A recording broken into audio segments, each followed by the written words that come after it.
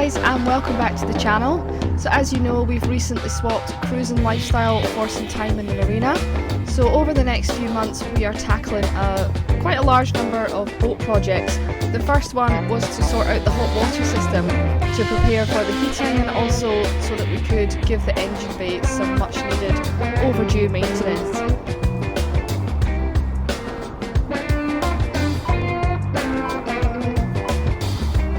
Last week we left you with the calorifier tank in situ and also with our engine bay smoking. So join us this week as we try to fix the smoking engine problem. So yeah, let's get into the vlog. So we're going to finish off the water system. We've also finally figured out what the problem is with the engine. It's so simple, you will not believe how simple it is. So yeah, I thought I'd take you along, show you us completing the hot water system. So we've got the accumulator tank to fit at the front of the boat next to the water tank, and also we've fit in like a cold water tap valve just so that we can further isolate the whole system. So yeah, I'll take you along, show you how that goes, and also show you what's wrong with the engine. So yeah, let's get into it. So this is the culprit of all of our engine problems.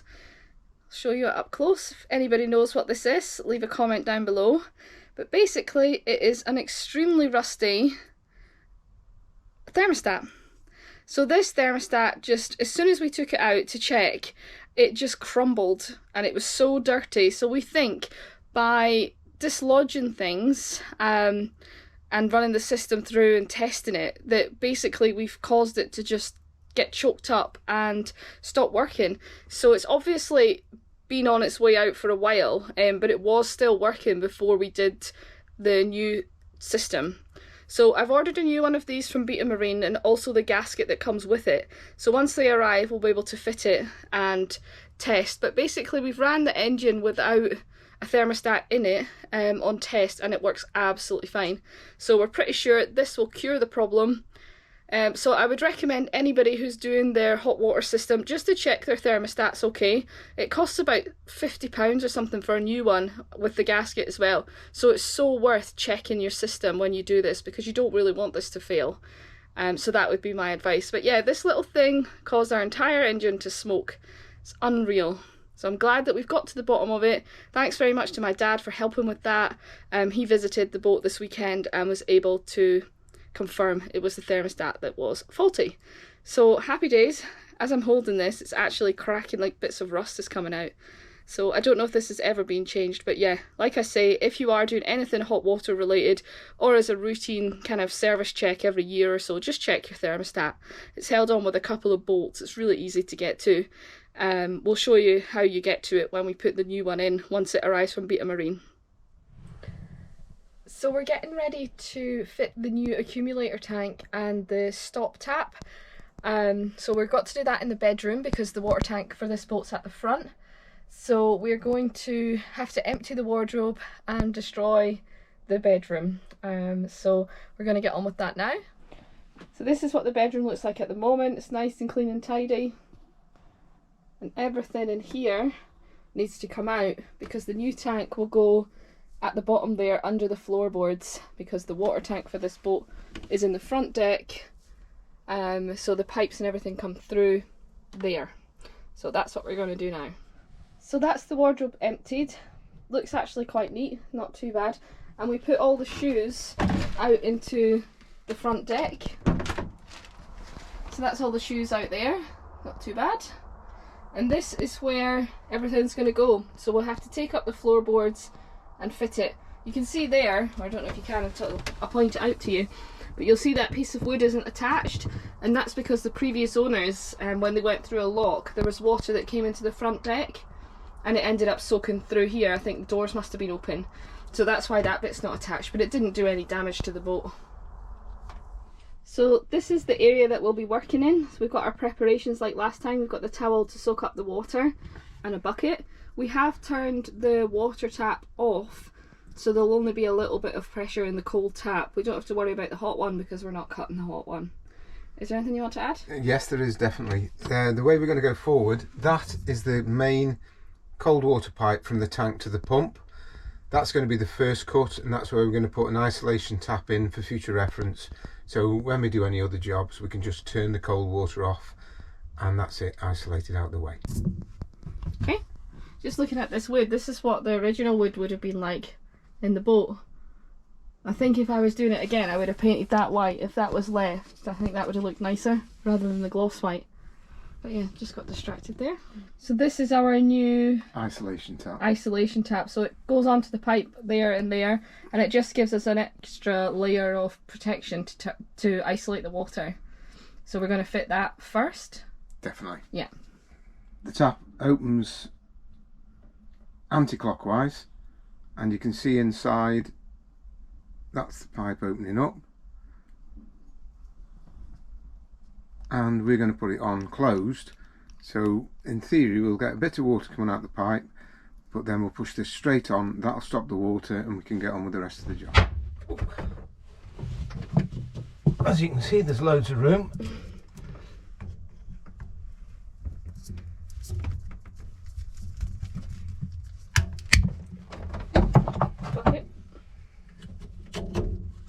And that's the pipe on. Oh, genius! I didn't realise you were going to do it that way. That was smart. And then we put this one into here,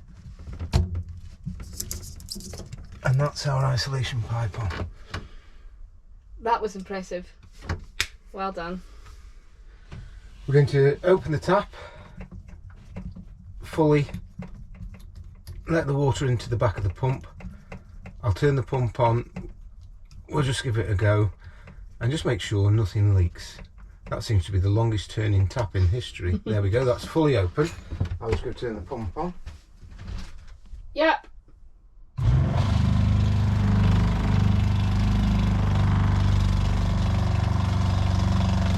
No leaks. Yep.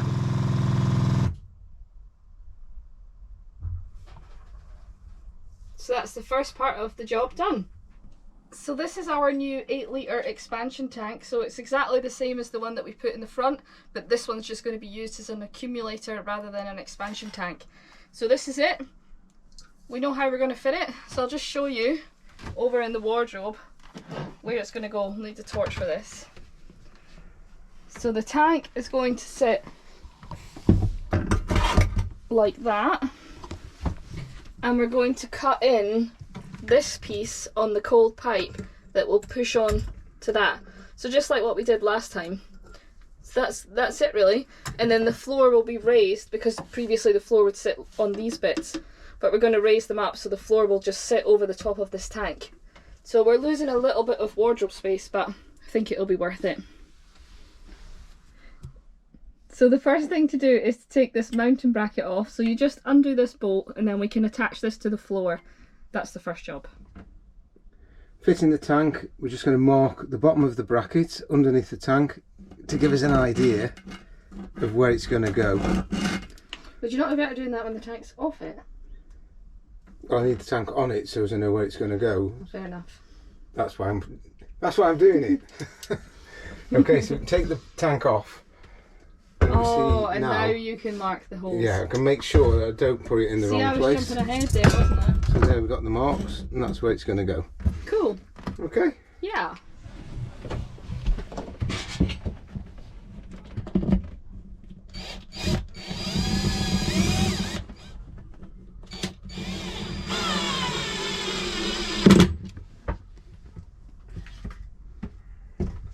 The bracket's in. We're now going to put the, what would you call that? The clamp. The clamp. So the clamp just slots through that middle piece, making it nice and easy.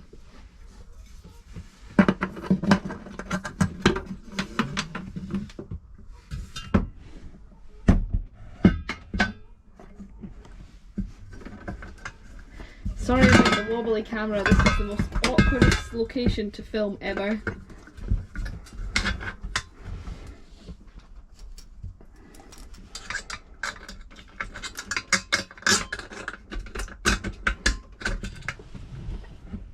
What are we doing? We're going to cut this pipe. Yep. We're going to get water that's going to come out. Yep. But pump's turned off, so it shouldn't be much. And then we're going to put the T-piece connector in. Okay.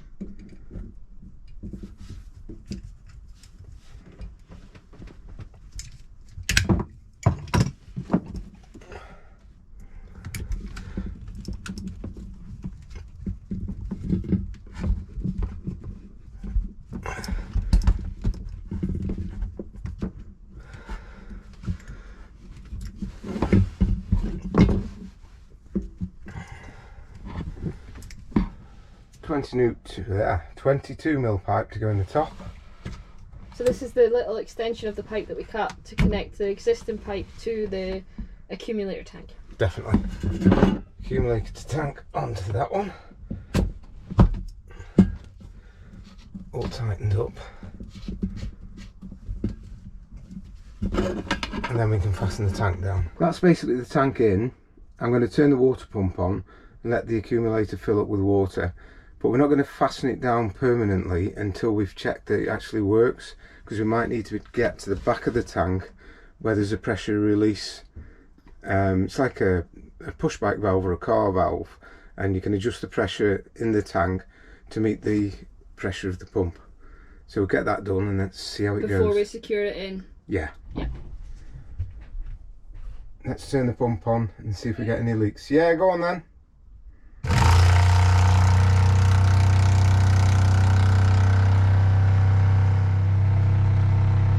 Yeah, leave it running. When turning your pump back on, it does help to turn the water tap on to allow the water into the pump to fill the accumulator. So we're trying again now and see how it goes.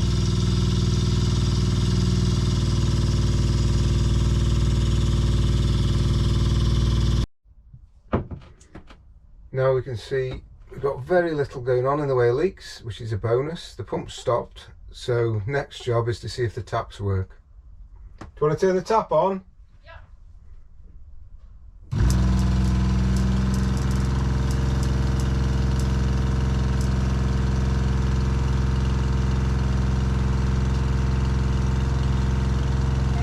Yeah.